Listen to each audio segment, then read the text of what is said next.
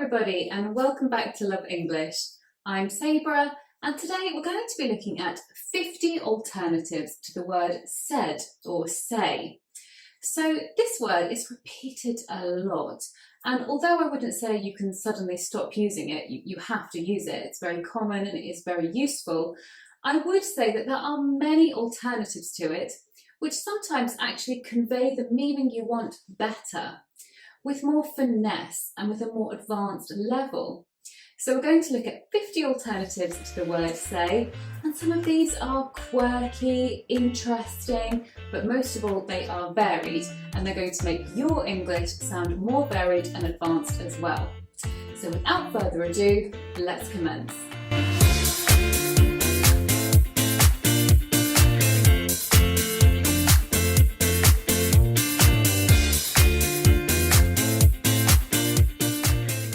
Number one is to claim something, to claim. Now, if you claim something, you say something that is not necessarily being proved. It's just your opinion, really.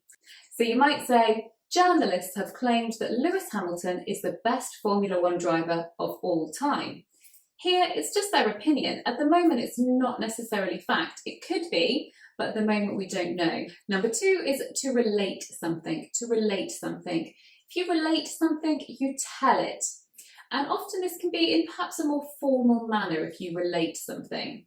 So you might say, she related to me the events that happened at work, which led to her being fired. So she's telling the story. It's really a synonym of tell as well, to relate something. Number three is to remark, to remark. Again, a little bit more formal, but it means to pass comment, to comment.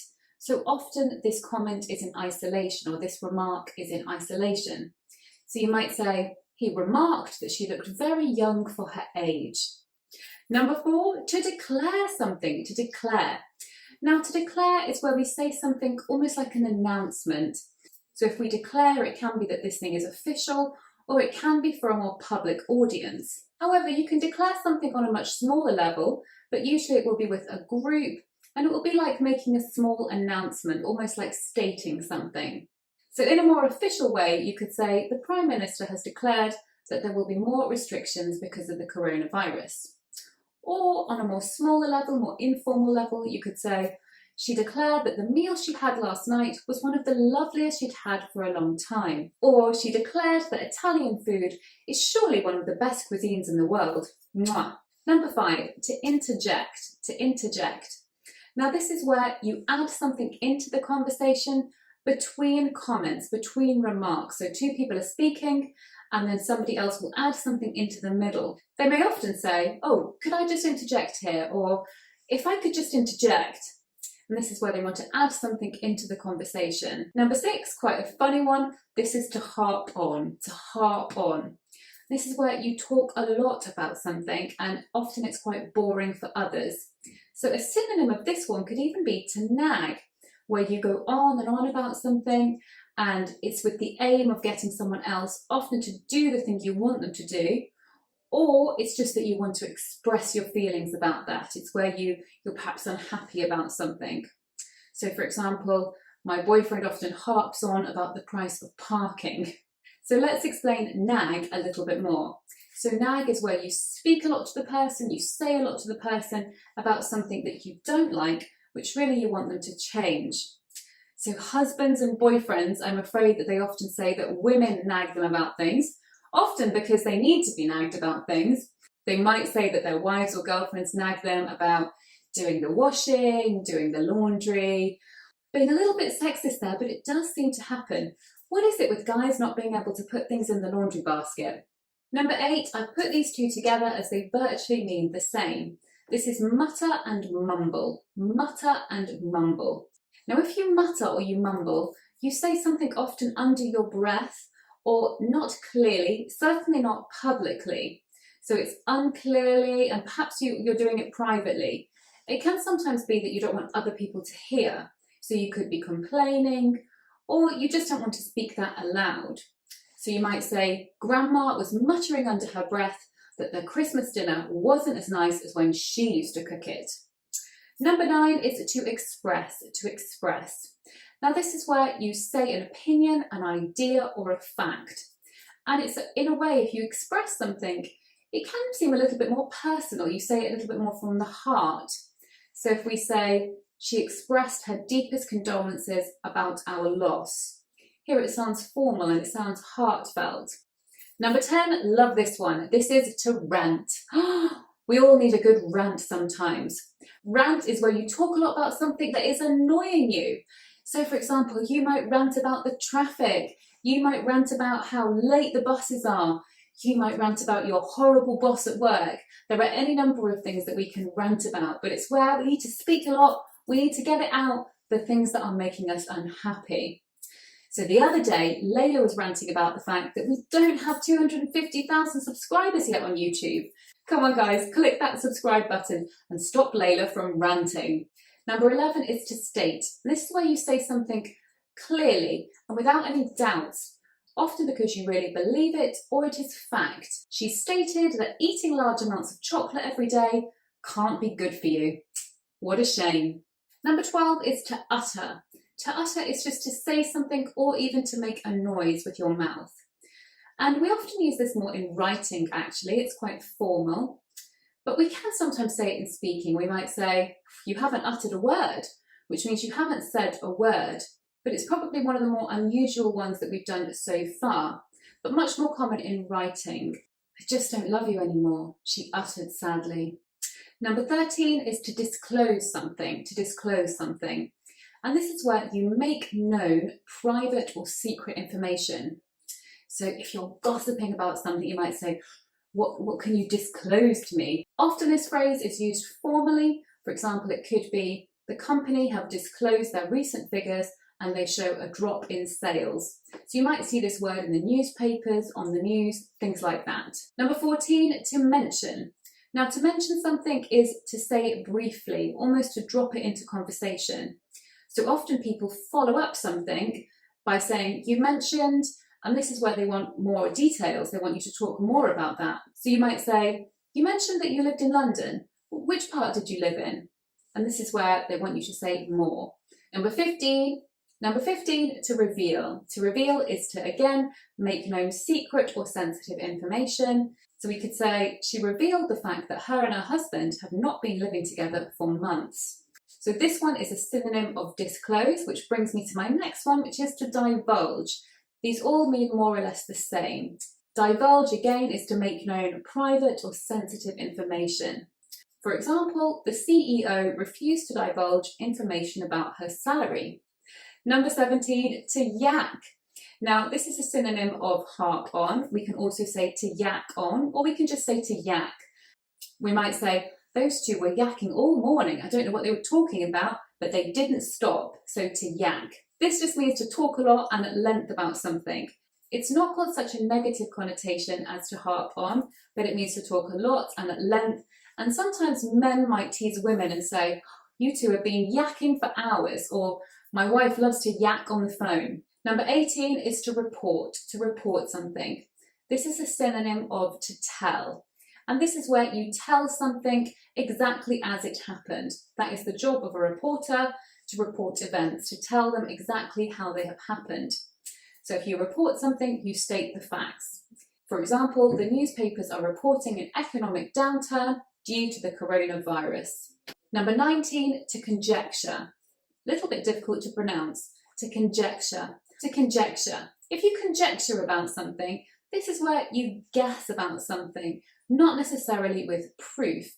Some people have conjectured that real teachers will not be used in the future. We'll all be learning with virtual teachers.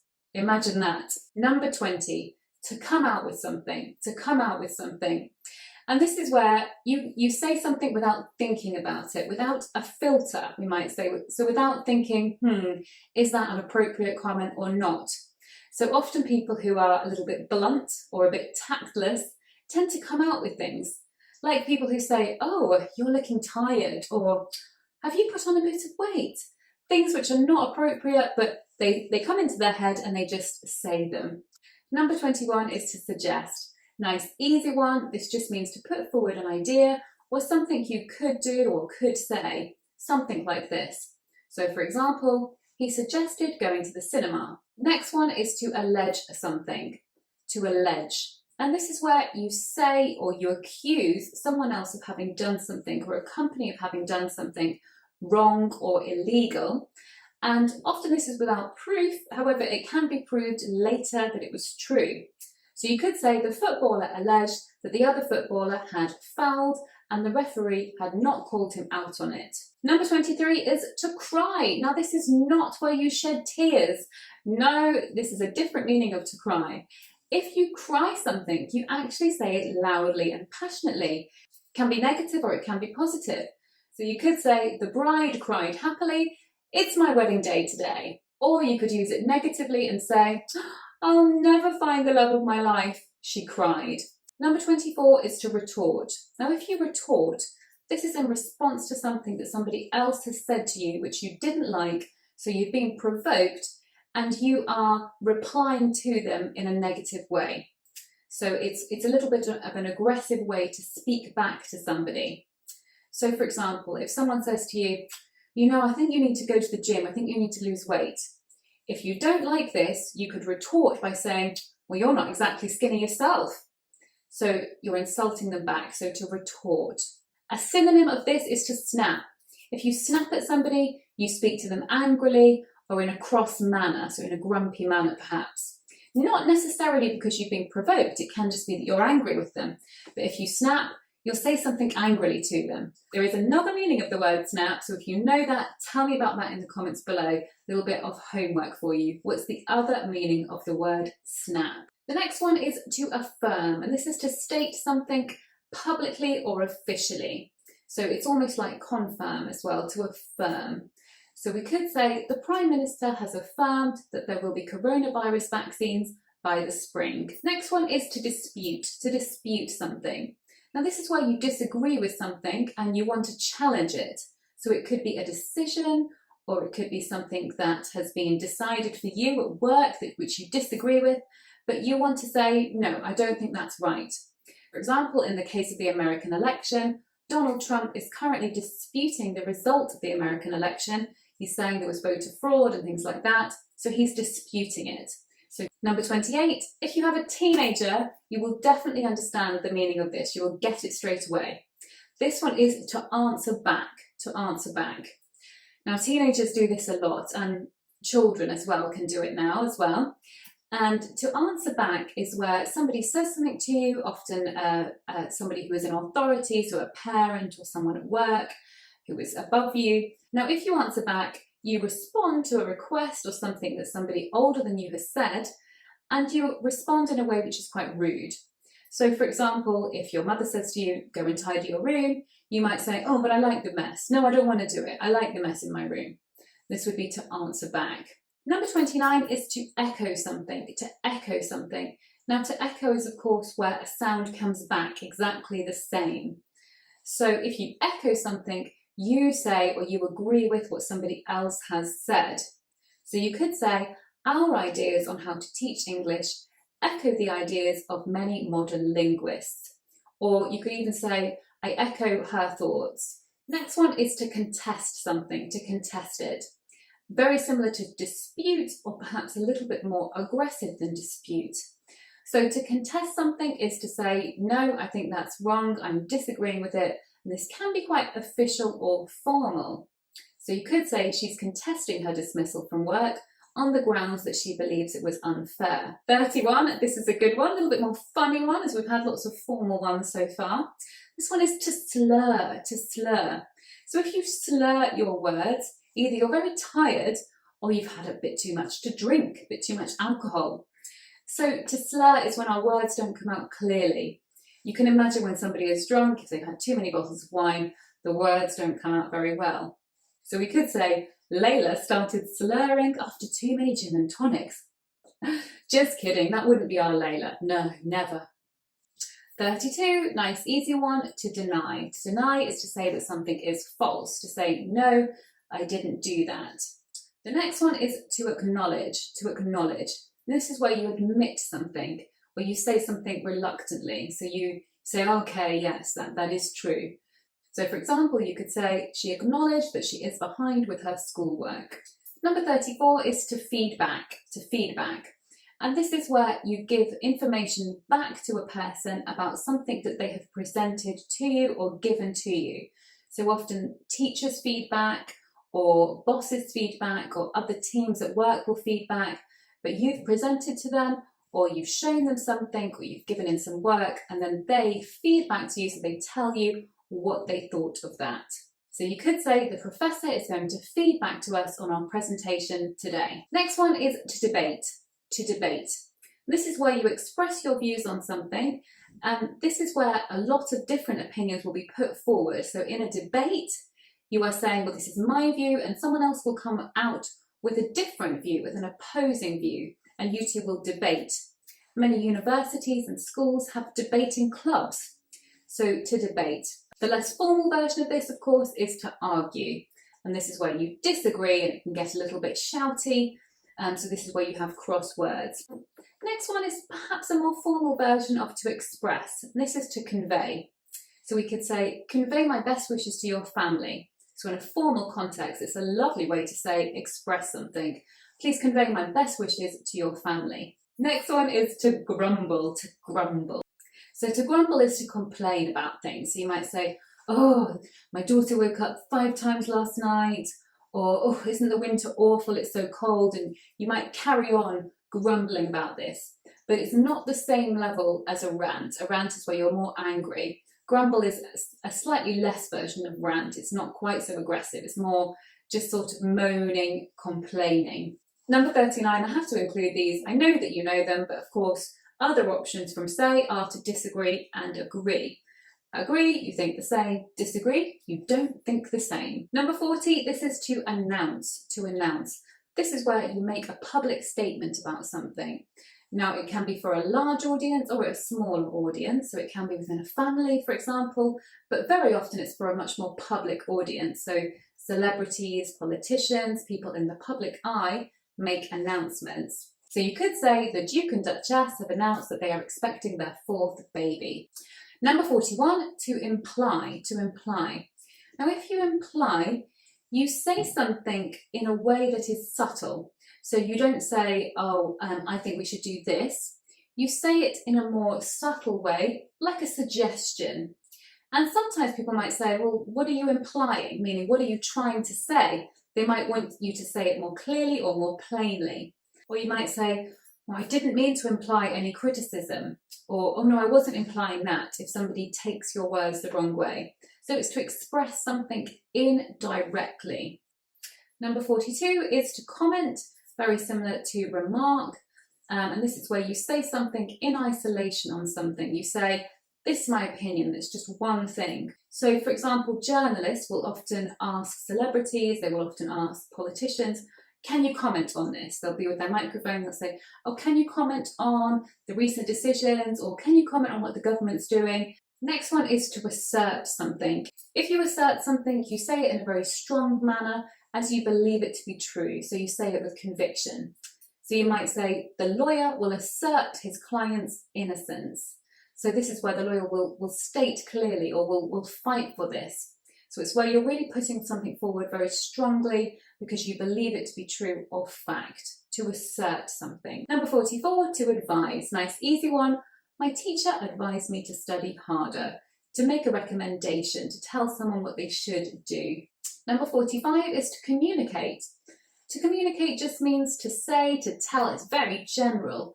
So we might say, he communicated to me his desire to be promoted, or she communicated to me her fears about starting the new job. Next one is to speculate. To speculate is to guess, to make remarks on something where you're estimating, or you're even saying what you think may be true, but you're not sure. You're guessing, really.